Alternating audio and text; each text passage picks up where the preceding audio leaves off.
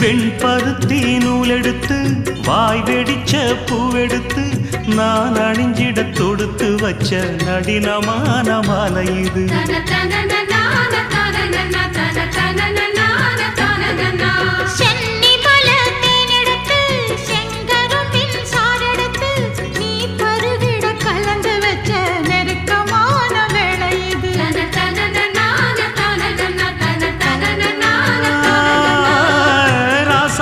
உடம்பிருக்கும் ரவிக்க துணி நானாக அன்னாடம் சூடி கொள்ள ஆசை வச்சாகாதா.